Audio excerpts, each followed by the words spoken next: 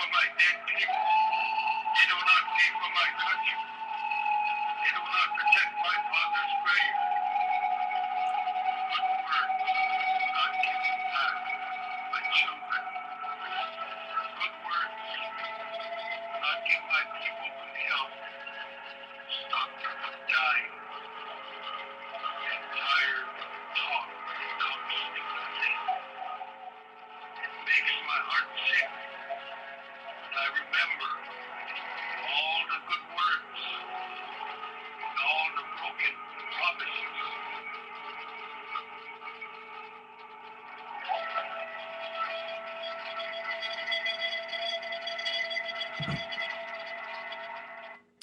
Osio toichu kono khaliadana dakhnagiski tawado.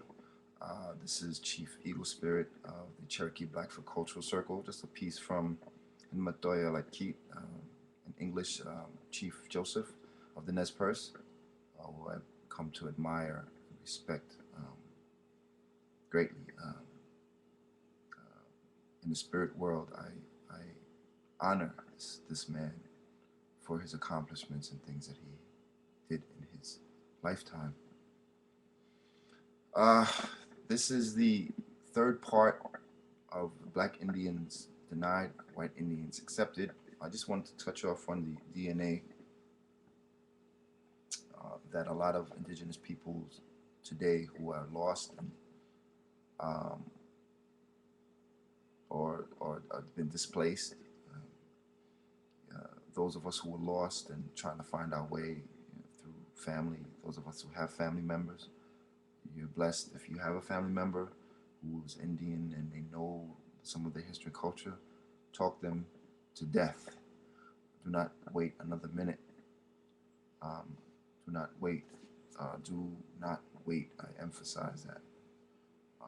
A big reason why is because you see, I was adopted and found my family. I was 25. And my greatest or grandmothers were either dead or dying. I didn't have an opportunity to speak to them. The only thing that I got was through my mother and my father from what they were told. Limited information, however valuable, in the slightest. And I had to use that to feed off of, to re-identify myself for who I am, who I was, and who I am, and who I will be as I mature and grow, and even in my 45 years. So I wanted to touch on the DNA because the blood quantum is a problem today that has come about within the past few decades. Those Black Indians, particularly darker Indians, who were misplaced through adoption, through foster care, just being lost in the system, who are now finding out that they had a grandmother, a grandfather who was Native, and now they want to explore that. Even partake in that part of their heritage, because if the grandfather was that means one of their mothers or their fathers were Native, and then they therefore have the right. But it seems as though the powers that be within government, they do not want to see the darker Indians take their position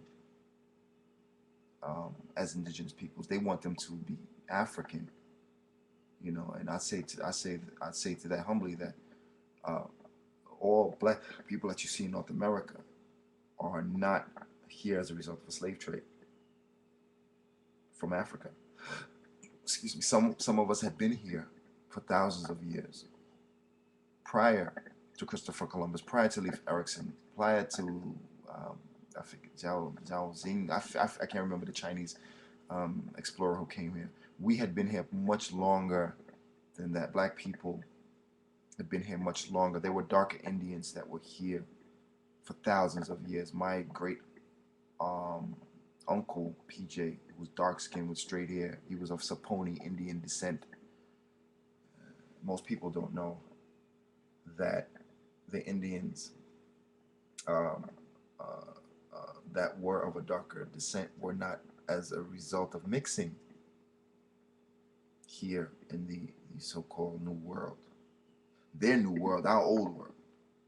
We had been here for thousands and thousands of years. Oh, well over 16,000 years we had been here. So this history is not being taught, portrayed, illustrated.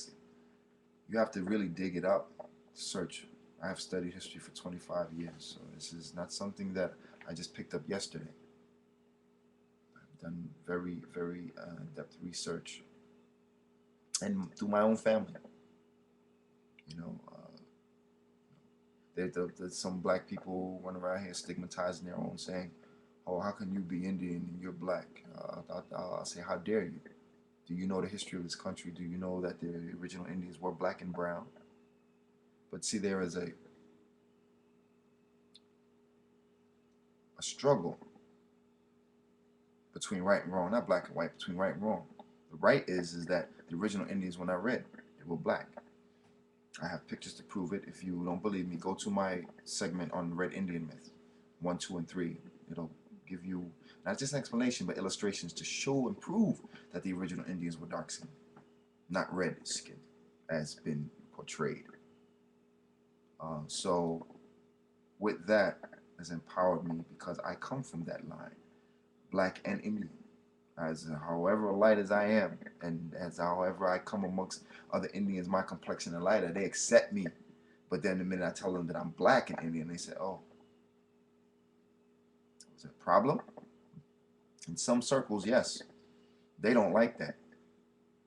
And I'm saying, well, then if you're like that, then you're not Indian, because our indigenous peoples did not discriminate on that level. We discriminated against you on your actions as a human being, or the lack thereof. So the way things stand today, in position of our people, we are compromised greatly amongst ourselves, and this is not something of our own making. But yet there are those who are remain darker, who have different hair textures, who claim that they are Indian, but are rejected, denied. You know, on the surface they'll smile in people's faces, and, you know, what tribe are you from, brother? But deep down in their hearts, they can't stand you. And I've seen some of these people through their actions, their facial characteristics and the way they act. Um, I once recalled a sister that I ran into. She was a little darker than me, but she had coarse hair. She said that her grandparents, both sides of her family, were native. And she went to have her blood tested. I guess Bureau of Indian Affairs, or wherever they sent her to have her blood checked, they told her that she could. How can you trust someone like that?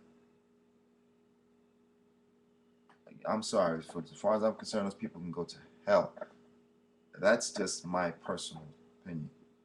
Uh, you know, you put our people. The Bureau of Indian Affairs was responsible for help to remove indigenous peoples off their land, put us into destitute, impoverished situations that we are still suffering today.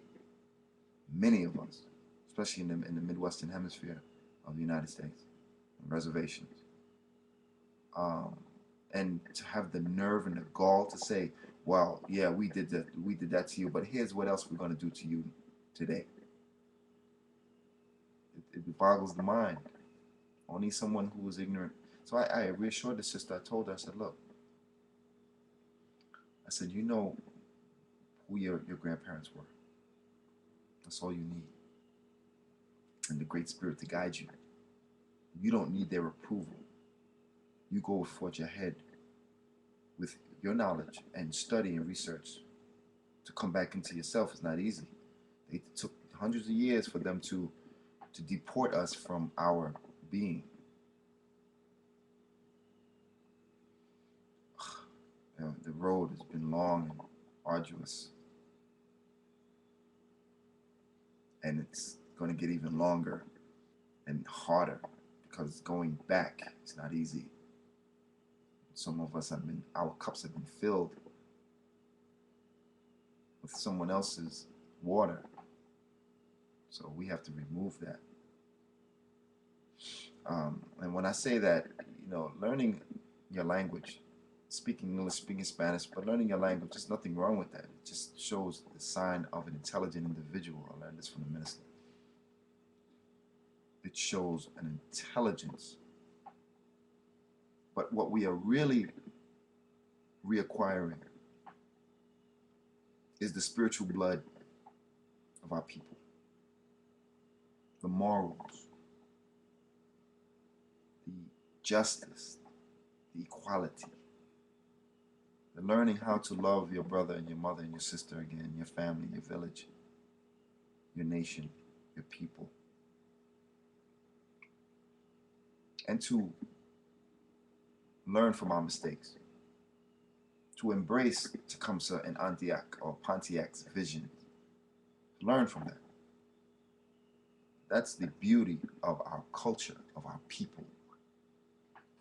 And that's something that should be scrutinized, something that we should critically look at in resetting ourselves as indigenous peoples. Make we learn from that which we stumbled upon before to move and forge ahead a new reality. So here we are faced with these issues. The darker Indians face the denials, whether again through taxes, tax rejection, blood. The statement is that if you want to be identified and have tax exemptions from certain things, whether it's purchasing things in department stores, or trying to buy a house, you have to be a tribal member on reservation. All of us were born on reservations because of the removal process. They removed us from our families, took children away, put them in boarding schools. Some of those children never saw their families again. Some of them ended up in adoptions, being adopted by white families. Mostly. Some ended up staying with black or darker peoples within their communities, black Indians, brown Indians. Some of them stayed. Some because the white man said, you can't be Indian because you're black. That was fine. They ended up staying at least within their community. They couldn't learn their language because they were scared that the government would send out their agents and find out if there was any black people speaking native languages, they'd kill you or take you away. Oh yes, this did happen. This is an unknown story that has not been told, that needs to be the story needs to be told. So this is something that they did constantly to keep us at bay, and especially with black people who if I would add, I am in fact adding that there were Africans that did mix with indigenous peoples. Yes, greatly so, and they had African and Indian blood, if you will, and some of them knew the languages. The grandmothers, they were fearful of teaching their grandchildren,